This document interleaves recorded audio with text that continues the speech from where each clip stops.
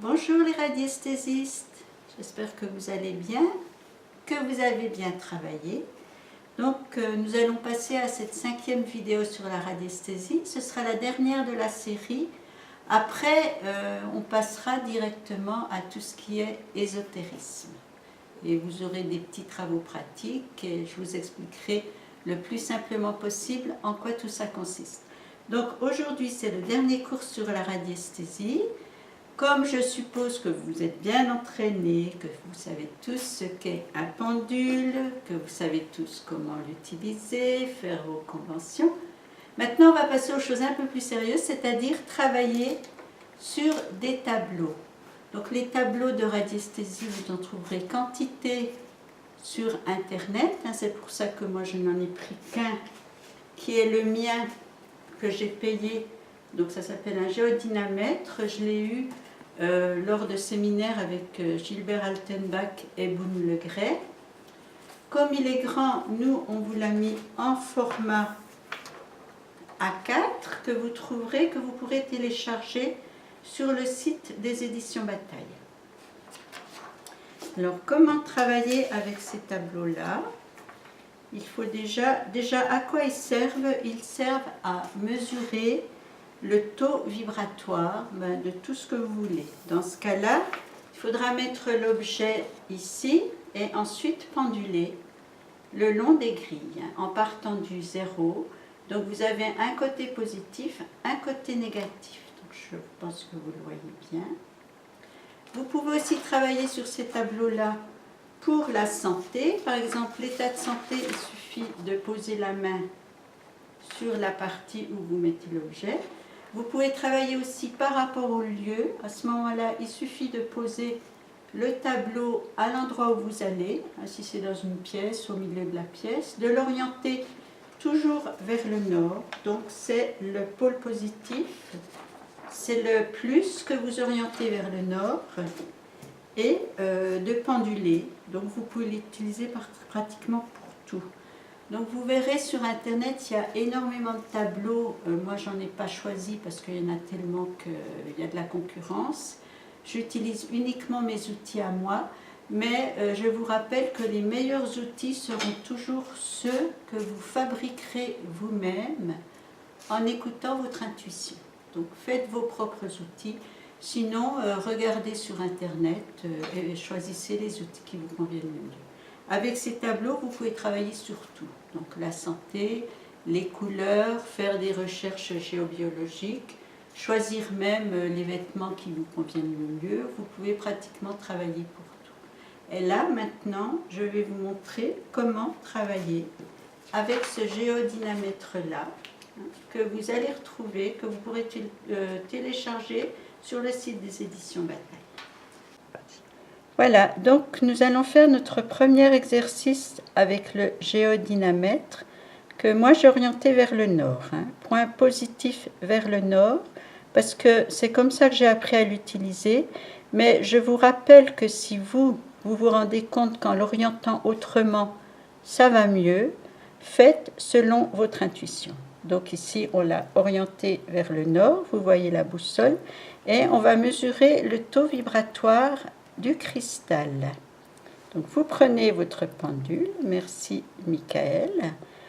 Avant tout, on fait les conventions, mais là c'est peut-être pas la peine parce qu'on va juste vérifier. Si, je vais quand même lui demander, indique-moi quand c'est positif. Michael, indique-moi quand c'est positif.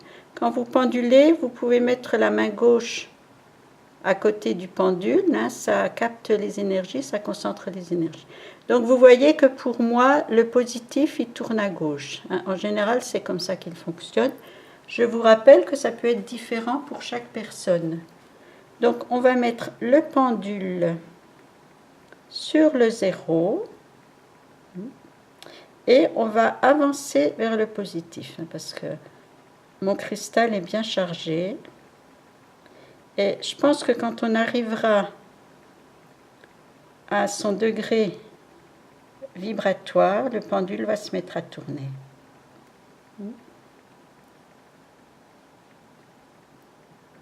Voilà. Bon, ben là, il tourne à droite, mais il marque. Voyez. Donc là, le cristal vibre entre 30 et 50. Il est bien au-dessus du 40. Moi, je pense qu'il est chargé à plus de 40. En descendant un petit peu, on aura peut-être quelque chose de plus précis. Voilà. Entre 40 et 50. On peut compter sur 45. Je pense que vous avez compris le principe. Là, il ne répond pas oui ou non. Il simplement, il capte l'énergie la plus harmonieuse avec le cristal. Vous voyez, il est là. C'est normal. Si vous calculez l'énergie de vos cristaux, si vous pendulez l'énergie de vos cristaux, vous verrez toujours qu'ils sont très très positifs. Et plus vous les chargez, plus ils seront positifs. Ça peut sortir de la règle. Attention, le taux vibratoire d'une personne en bonne santé, en général, c'est entre 30 et 40. En général, 35. Si vous vous retrouvez dans le négatif, en calculant le taux vibratoire de la santé, c'est souvent le signe d'une santé pas très bonne, voire mauvaise. Et suivant le degré où vous vous trouvez, vous pouvez détecter pas mal de problèmes de santé. Voilà pour le calcul. Donc, quelques règles à respecter. On part toujours du milieu. Si vous allez en positif et que le pendule ne tourne pas, revenez au milieu. Jamais en revenant comme ça. Vous faites le tour, vous sortez de la règle, vous revenez et vous repartez en négatif. Ça, c'est la règle principale. Orientez la règle vers le nord. C'est comme ça qu'on fait. Mais je vous rappelle, si vous vous rendez compte que ça marche mieux autrement, faites comme vous ressentez. Et ça vous permet de poser vos premiers diagnostics par rapport à l'état vibratoire d'un cristal, d'un aliment, d'un état de santé, de n'importe quoi. Téléchargez le géodynamètre sur le site. Vous pouvez l'agrandir. Si vous avez une photocopieuse qui agrandit, agrandissez-le parce que plus il sera grand, plus il vous le donnera des réponses précises, et puis apprenez à l'utiliser. Si vraiment vous voulez bien travailler, vous vous en fabriquez un vous-même selon vos propres ressentis. Il sera personnalisé. Voilà, donc ça c'était la dernière séance de la radiesthésie. J'espère que vous avez bien compris. Entraînez-vous. Si vous avez des questions, n'hésitez pas à les poser. Et moi, je vous donne rendez-vous pour la suite, donc d'autres vidéos sur l'ésotérisme, sur l'astrologie, où tout sera très très simplifié pour que tout le monde puisse bien comprendre. Voilà. Je vous remercie pour votre fidélité et je vous dis à la prochaine fois. Au revoir.